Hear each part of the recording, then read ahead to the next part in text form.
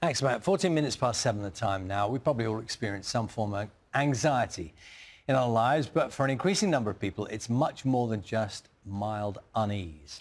Medium to high levels of anxiety can be crippling, socially, professionally and emotionally. A new BBC documentary is shedding light on the condition.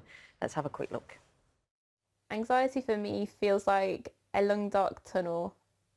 I've always been quite anxious. I've always been very kind of timid and shy. I was just constantly worrying about what other people thought and also what I was going to do in every single situation that could ever happen. If I was like, right, today I'm going to go into public transport, I'm going to catch a bus into town or wherever, even though it seems like a very step-by-step and a simple process, to actually then go through the act of just saying, can I have a single ticket to wherever, it became a bigger issue. The nerves would start, the heart palpitations, the feeling like you can't breathe. Where do I look? What do I do? Am I being weird? Am I being uncomfortable? What about if someone asks me a question? So let's talk about this now, joined by Josh Cruddace, who lives with anxiety, and clinical psychologist Dr Kirren Schnack is with us here in the studio. Very good morning to both of you. Josh, hello, good morning to you. The first thing I'm going to say to you is I know you're being very open and candid about your anxiety. It's straight away, I'll say, some people watching this are going to be thinking, surely being on live television can't be helpful to your situation. Do you just explain to us a little bit about how it affects you? Yeah, I would totally agree with those people. Being on live TV is absolutely terrifying. I've definitely lost a lot of sleep over it. So anxiety, to me, you generally think of anxiety as kind of like panic attacks and stuff like that, but it comes in a ton of different forms. Mine, for me, is this real internal dread. It's like, I call it almost meerkat mode. It's like a hypersensitivity to my environment, and it really fluctuates my emotions really out of control. And that's a constant thing, Josh. Just trying to explain how that is. It comes and goes, or is it just remains with you?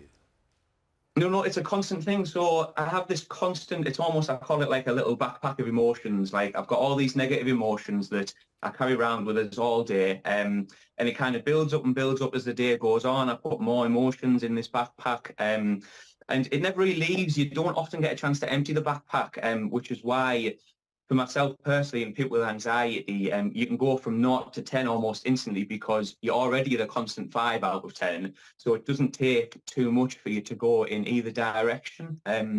Very much like leading up to this interview, like I said, I've lost a lot of sleep. I'll do this interview and then I'll do a post-mortem on my time here and really beat myself up, and it comes in different forms.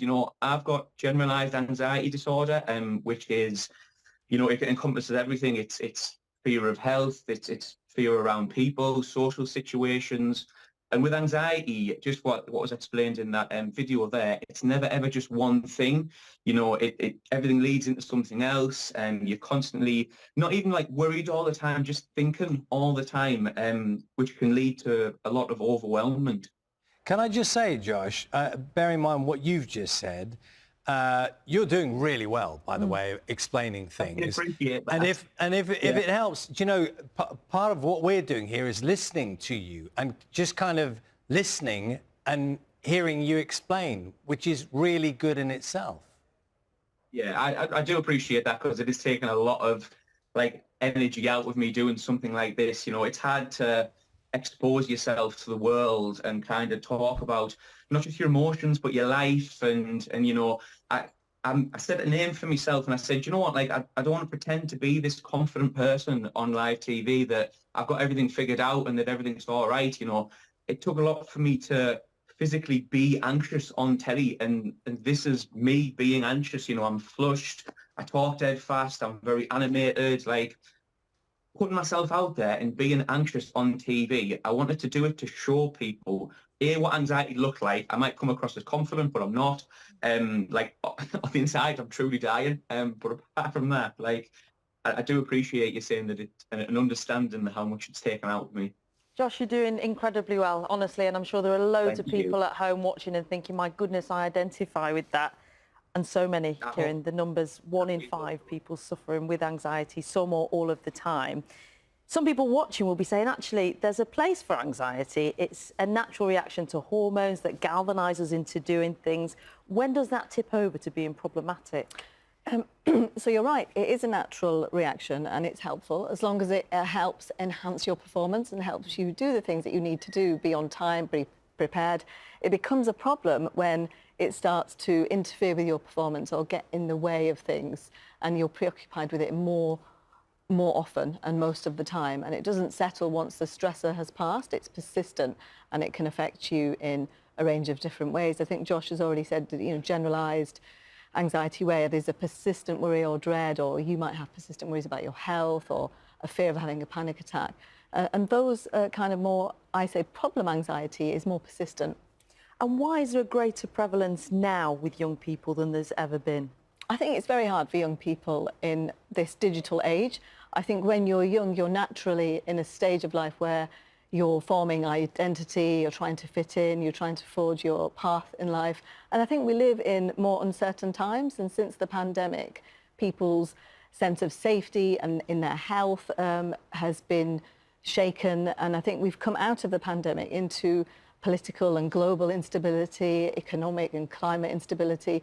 And I think lots of people live now in situations that feel unstable, whether that's financially, people don't have enough ability to meet their basic needs. I think there's so many reasons for young people to be anxious. I think life is really hard now.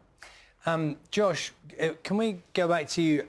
I think a lot of people will sympathise and understand what you've said this morning. In the same breath, they'll want to try and help, and they might try and help by saying things to you which don't help. They might be saying things like, "It'll get better," give it a bit of time.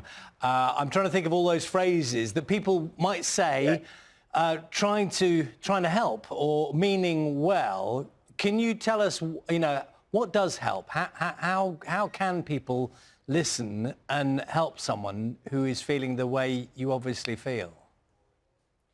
It's a very difficult question, that one, because, everybody is so unique, and what will work for somebody might not work for other. And with anxiety, there's a lot of trial and error. Phrases like that, when you're anxious, you don't believe anything but how you're feeling in that moment. So those one-off phrases and stuff like that, they don't really impact anything. And like I said, I'm speaking on behalf of myself, I believe my emotions, whether they're negative, positive. So it's almost like believing a lie, almost like you think, oh, thank you very much, for saying that. And you do mean it, but you don't feel it. So stuff that helped me was kind of like exercise, peer support, connecting with like-minded people with anxiety, because people who haven't experienced anxiety can sympathise, but people who do have anxiety can empathise, and you can form really meaningful connections with people who are going through a similar process as you. So connecting with those people, and also listening is a huge skill.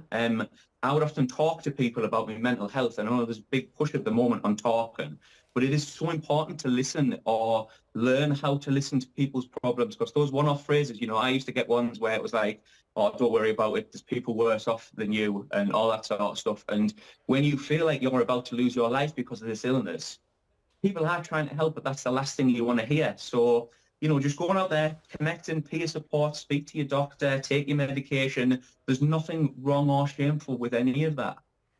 Josh, thank you so much. Coming very quickly to you, what professional help is available if somebody feels that they're on that meerkat moment, runaway train, and there's no way back? What should they be doing?